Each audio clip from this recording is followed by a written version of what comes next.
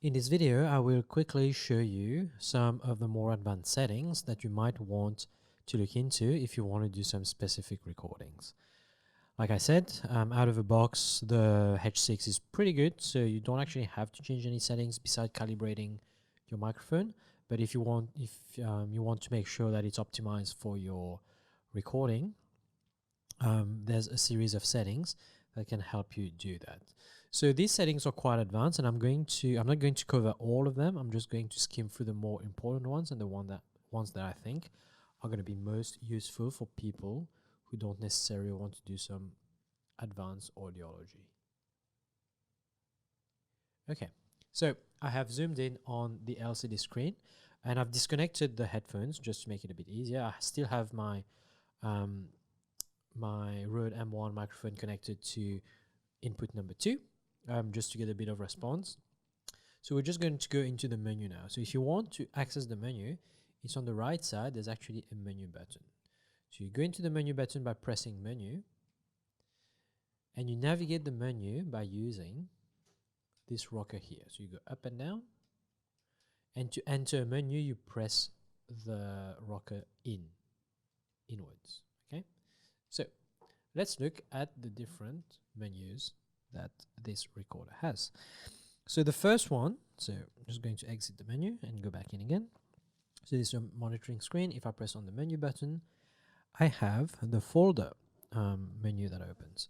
So the folder menu is pretty much where your files are stored. So folder 1, at the moment, these are all the projects that are in folder 1. Okay. Folder 2, 3, etc. And you can always have prompts at the bottom. So if you want, for example, your files to be recorded on folder number 2, you can select folder number 2 and press record, and it set it to folder number 2. As you can see here, this is the folder that it will record to. Let's go back into the menu. So you can choose whichever one you want. I think it creates 10 folders by default, and depending on how you set up your projects, you can select which recording goes into which folder, which can make it a little bit easier in terms of organization. So if you want to go back into the previous level of the menu, you press the menu button again. Okay, inputs and outputs. This is pretty much where most of the recording settings are going to be. Lookup filter. So when you go into a setting, it will usually ask you which channel you want that to be applied to. So at the moment, if I go into look at filter, it will tell me track left or right, which is, if you remember, these guys. If I want to do it on track number 1, if I want to do it on track number 2, or if I want to do it on track number 3 and 4. So 3 and 4 can't be separated. They're meant to be stereo inputs.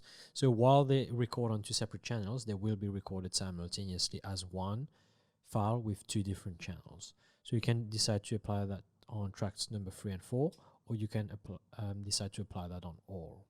Okay, so what happens if you go into track number 1?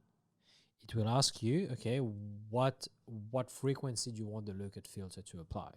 Now, a look-at filter is a filter that's pre-built as part of the preamplification of that recorder. It's a filter that can remove very low-level buzzing sounds. And this is the threshold that it will remove it. For example, if there's anything that has a frequency of 80 Hertz or less, that's detected by the microphone. So wait, I'm just going to go back because I want to apply that to track number 2 because my microphone is currently connected to track number 2. Okay, it's not activated at the moment because I'm in the settings. So if I go into track number 2, it automatically activates my microphone because it wants me to preview, if I have the headphone connected, it wants me to preview what the effect of this filter has live from that microphone. So if I set it to, let's say, 80 Hertz, it means that any sound that's 80 Hertz that's detected by the microphone and then it's being sent to the recorder, anything that's less than 80 Hertz is going to be cut out. Anything that's less than 98 Hertz is going to be cut out, etc. And it goes all the way up to 273 Hertz. Right? So anything that's less than that frequency will be removed. And it's really handy if you want to remove low level buzzing, such as air conditioning or a fan that's whirring in the room or in an adjacent room, that can add to the background noise. So a look at filters can actually be quite good for that. So I'm just going to set mine to off at the moment. You can set that to individual tracks. So each track can have its own individual setting. Just because you've set it to, let's say, 80 Hertz on one microphone doesn't mean that all microphones will have to be the same, except if you just apply to all, and then you can see all of them have lit up right now. And then you can set whatever setting you want. Compressor limiter.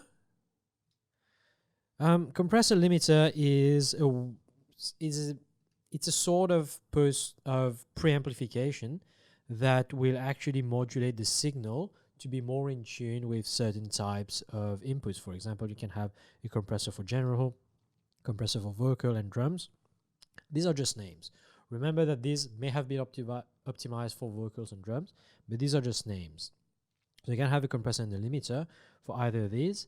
I'm not going to go into the physics of what a compressor and what a limiter does, but essentially, you can play around with these, and as soon as you activate these settings, again, it will activate your microphone. And did the same thing again. I did it on microphone 1 instead of microphone 2. And you can just listen to what effect this has on the actual quality of the sound. If you don't know how to use a compressor or a limiter, just leave these settings off, okay? Because if you choose the wrong setting, it might actually make your recording a lot worse. Mid-signal raw input monitor. I'm not going to talk about that. Phantom power. Phantom power is important. Some microphones, especially condenser microphones, have circuitry in them that requires them to have additional power that's usually provided to condenser microphones. So condenser microphones are very simple. There's some circuitry, and then when you talk into the condenser, into that condenser, there's a membrane that vibrates. That vibration is detected by an electrical signal, and that electrical signal is sent to the recorder through the XLR cable. Condenser microphones work slightly differently. They do have circuitry that requires additional power. By default, this recorder does not provide that additional power. You can choose to provide it, but by default it doesn't. So if you do have a microphone that requires phantom power, you have to make sure that in the phantom power section, you set it as on.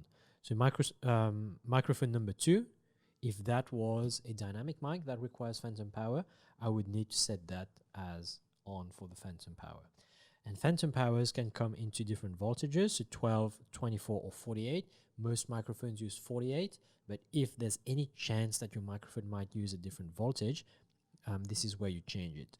So how do you know if your microphone needs phantom power, or if your microphone, what voltage your microphone needs? It's all in the technical specifications. You can't tell by looking at a microphone whether it's going to need phantom power or not. You will have to read through the specifications. And the phantom power is the same. You can apply them to individual microphones, because microphone 1 might have a dynamic microphone, and microphone number 2 might have a condenser microphone that requires phantom power. You need to be able to change these settings individually. Plug-in power. So this recorder, while it is battery operated and while it is a portable solution, it does drain battery quite a lot, especially when you have 4 or more microphones connected to it. So it can drain a fair bit of power. So if you are not in a situation where you need to have the portability, it needs to be battery operated, you can have that plugged directly into the wall through the USB cable. So if you connect the USB cable there and you just connect it to any power socket or even to a computer, this can be powered externally. But if you want that to be powered externally, you will need to set that as on. The plug-in power, to set that as on, so that when you plug it, it doesn't try to do like a USB file transfer. Monitor mixer, I'm going to skip through that. Visual meter, I'm going to skip through that. Line out level, so if the line out, so that's the line out is at the bottom. This is not the headphone output. The headphone output is on the side.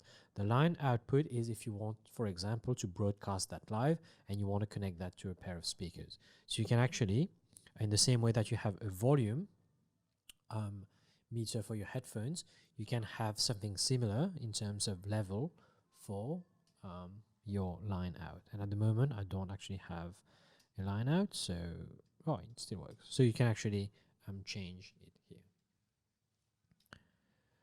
Mid-signal matrix. Don't really want to talk about mid-signal matrix because again it's quite complicated. Essentially, it's taking the signal from separate microphones and trying to mix it into a single track to create a sense of space. Unless you want to do something interesting and want to capture the atmosphere of the space, the mid-signal matrix is not that useful. And that's it in terms of the inputs and the outputs.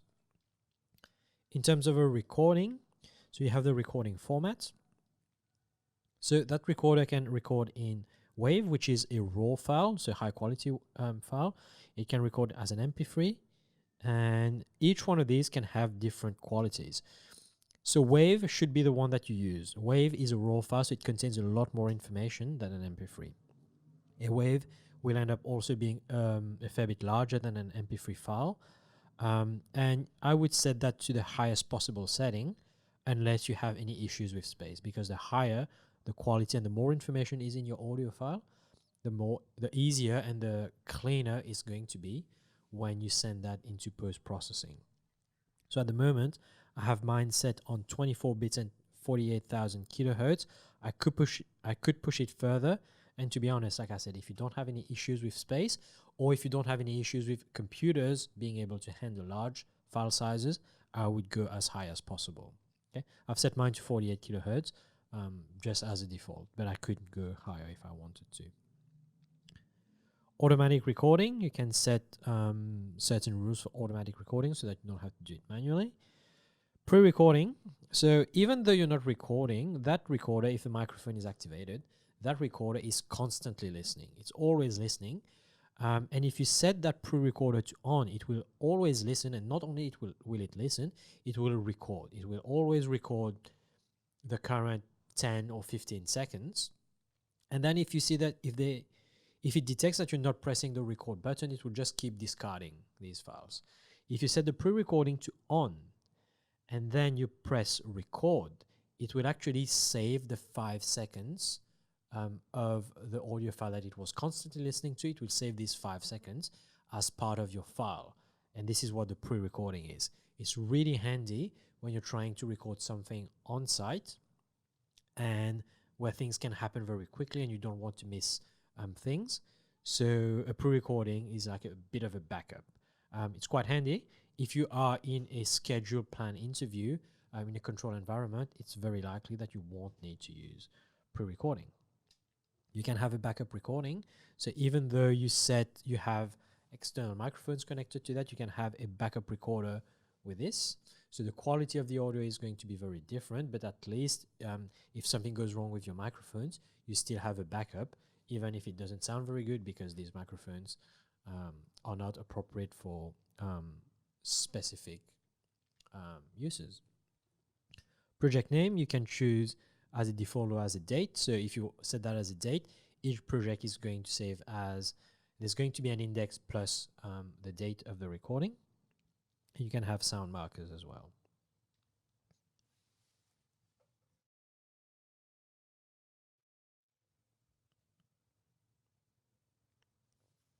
The play mode. So the play mode is about how you want to play your audio file. So you can have it as play all, repeat one, repeat all, or just play one. This is just the playback. It has nothing to do with the actual recording. And in the project menu, depending on what you're doing, these can actually be blank. You won't be able to do anything with them. So the project menu, it's really if you want to create a project within this recorder itself. So there's a bit of editing that you can do. You can cut pieces, you can edit some pieces within the recorder, which again can be quite handy if you're on the go and you need to put something together. If you're taking all of these files later on and sending that into a computer for post-processing in an external tool such as Audition or Audacity, then there's not actually any reason why you would use that project tab in here. So you can go through them if you want, but the reality is, unless you're doing field work and this is the only sound processing device that you have, you don't really need to have that project menu. Tools, if you're a musician, you can have like a tuner or you can have a metronome.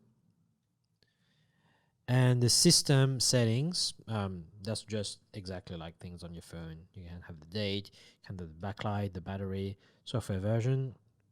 You can do a factory reset if you want, and that will also delete, I believe it will delete your files as well. The language and the SD card, if you want to format the SD card. And the last option is the USB.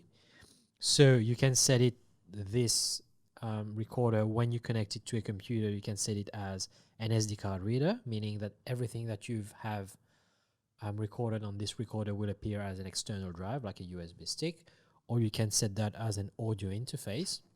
So with the audio interface, this is not recording anything. It is just taking the signal, processing the signal, and then sending that signal into your computer to be recorded into the computer. So it acts as an interface between your microphones and your computer.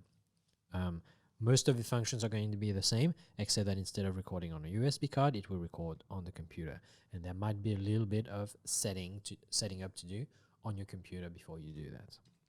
So these are all the different settings from this recorder. Like I said, most of these settings set as default will work perfectly fine, except for the phantom power, which you will need to change if you have a microphone using phantom power. But the reality is, this is a very, very simple recorder. You don't need to tinker with any of these settings if you don't want to. If you want to be more experimental, or if the recording is not being done the way that you want, it's only then that you go back into these settings and change things around. Otherwise, out of the box, connecting your microphone, connecting your headphones, making sure that it's the right setting for the microphone, and calibrating the microphone, you should be good to go once you've done all of that.